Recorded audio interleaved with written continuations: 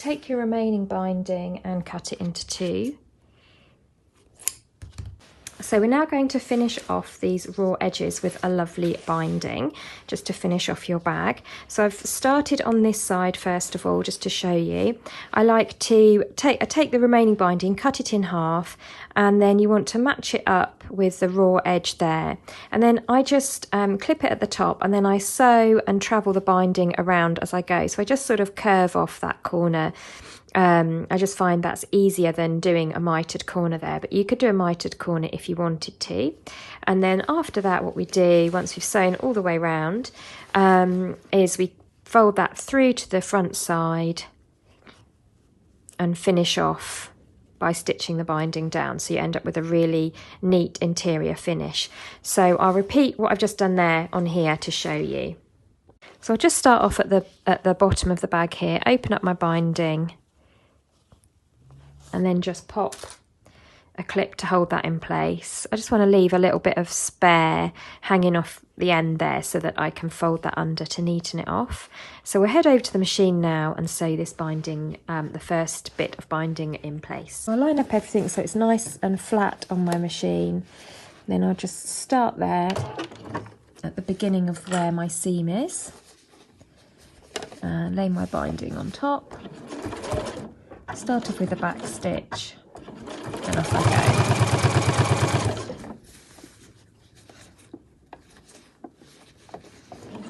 So I'm just covering the seam allowance.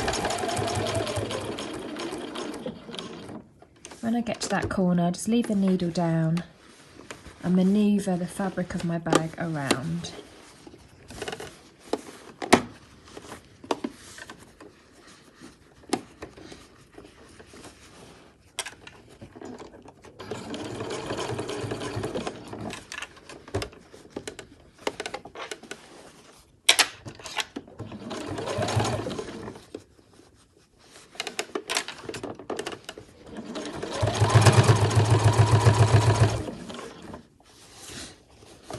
And then on the straight here,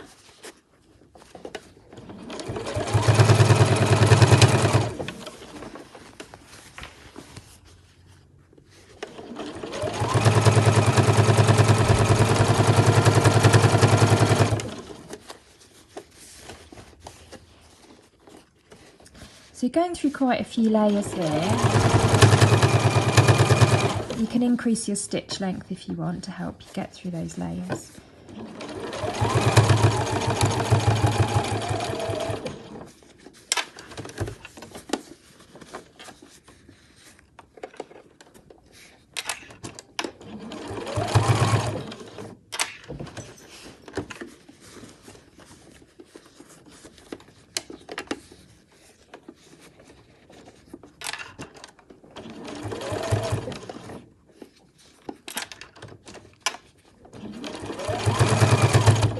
And back up to the top again.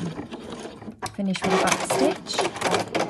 So there we go. So you do have that sort of curved area there and there where your mitered corners are, but you can just snip into the binding and then just bring that through to fold over and cover the other side. I mean, if you wanted to, you could do a mitered corner, but you have got quite a few layers there, and I just wonder whether it would be a bit tricky. So I've just kind of travelled it around as if it was sort of a bit of a curve there, and just folded my fabric out of the way as I went. So you've sewn your binding on to the first side, you've done your first lot of binding sewing. What we need to do now is curve it around to cover up all of those raw edges. So if we start by looking at the top here, we just want to trim away any excess. You want to leave yourself with enough to be able to fold that raw end under. So what I'm going to do is actually fold that out. Oops. In fact, anywhere where you've gone round that curve there as well. I mean, the binding will stretch, but you could just do a couple of snips to help it turn through. And then you want to fold that under. So I'll go like that, fold it, open it up, push any raw bits in there, fold that under, and then bring that over and tuck that in there. There you go, that's like looking nice and neat. So I'll just put a clip there to hold that in place. And then I'll just come round the rest of the binding. And if you need to, you can snip into your seam allowance, or you can trim away if it's a bit too thick and bulky. But you should just be able to tuck everything up here. We've just been joined. Hello, Amber.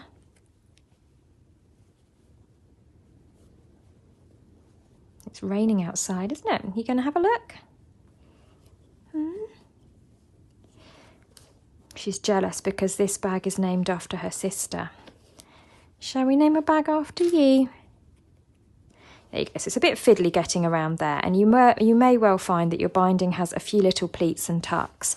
But, you know, don't worry about it. It's the inside of the bag, and if you look at the shop bought bags where they have binding on the inside, they do often have the little pleats and things like that. So don't worry.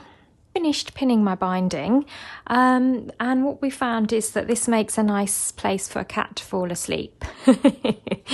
So yeah, perfect actually for you, isn't it, Amber? Let's just move you somewhere. Off you go.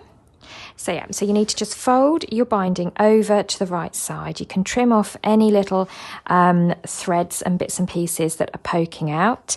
If you need to trim down your seam allowances so that the binding can fold forward, then you can do. But it's really nice now to get to that stage where all those raw edges are now concealed under your binding.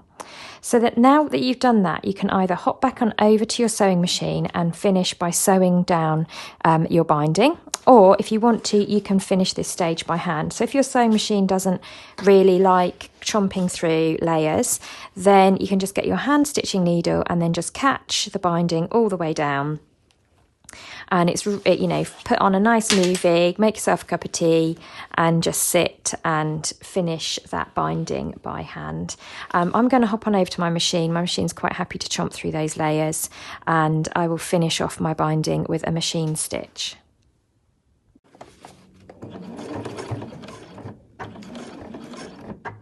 So I'll just stitch on the edge of the binding, and I'll take my clips off as I go.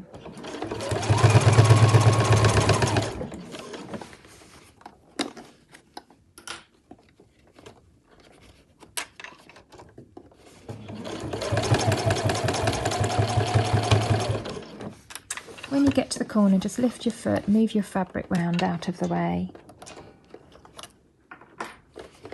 and just work your way round. This is the area where some lighter weight sewing machines might struggle on these corners.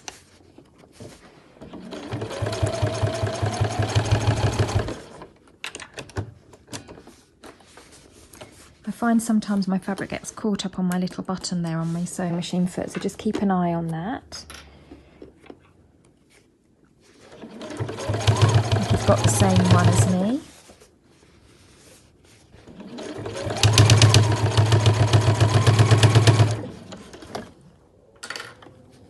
And just keep sewing back all the way to the end here. And then repeat the same on the other side. And like I say, you can always hand stitch if your machine struggles with the number of layers that we're going through here. Okay, so finish by trimming off any little raw bits of thread that are poking out, and you're ready to turn your bag through to right sides out. And well done if you've managed that part, because that is a tricky part of the make. Everything else is fairly straightforward, but the getting the binding on those seams is a little bit more tricky, but I do think it's worth just getting that, taking your time and getting that done, because it does give you a really nice finish to your bag. Okay, so that's turned through to right sides now, and there's just one more or a couple more steps to do just to finish off. So before finishing our straps, we're going to just burn off the ends. Now I'm using an acrylic polypropylene synthetic strap here. If you were using cotton, then don't do this. You need to only do this if you are using synthetics. So I just want to take a flame and just run that back and forth, and it feels tacky now, and that has sealed off those ends and it won't fray. So trim off any loose bits and then just hold a flame and then just do this. But don't do this if you're using a natural fibre because it will just burn, but a synthetic fibre content, and it will shrivel and turn into its plastic sort of origins, and you'll seal off the end there so it won't fray. There we go.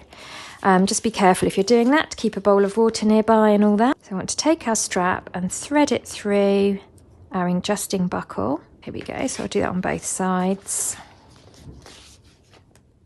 And then go from front to back on your rectangle ring.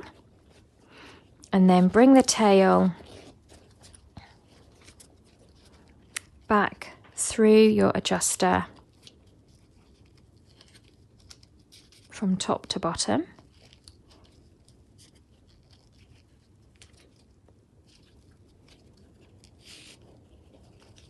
So it's like this. And then fold that up on itself by a couple of centimetres. Then fold that back on itself again and just secure with a pin or a clip. Actually, a clip is probably better. And then we're just going to sew a rectangle through all those layers. And that is your adjuster finished. So do that on both sides and then we'll stitch that down. So just reference from one to the other that they're both about the same dimensions where you folded it back, just to keep it consistent. And then we'll head on over to the sewing machine and just stitch through all of those layers there.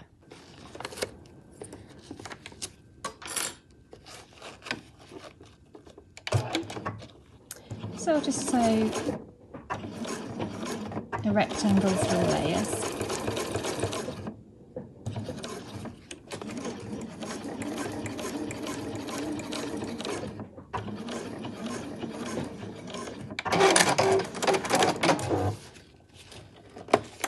And then I'll trim off any threads and I'll repeat the same on the other side. And that's your straps finished. So there's just one final touch, and that is just to thread your ribbon through the end of your zip pull there. So I just fold that in half and in half again, and then poke it through the end. And then pop the tails through the loop you've made, pull to close, and your zip now has a ribbon on it, making it easier to reach into your little hidden pocket at the back there. And with that, we have finished our bag, and I think it looks really, really lovely. I love how all the fabrics go together as well, and all the extra special finishing touches.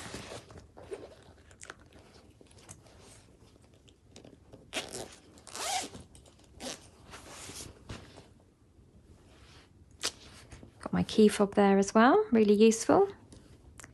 And we're all done. So well done if you've been sewing along with me and you've got that far and you've finished your bag. I hope you absolutely love it. And I'll see you next month for our next sew along, which is going to be the Zadie jumpsuit by Paper Theory. So have a great week, a great month even. Enjoy your sewing, and I'll see you at the monthly Facebook Live Q&A session. Thanks for watching.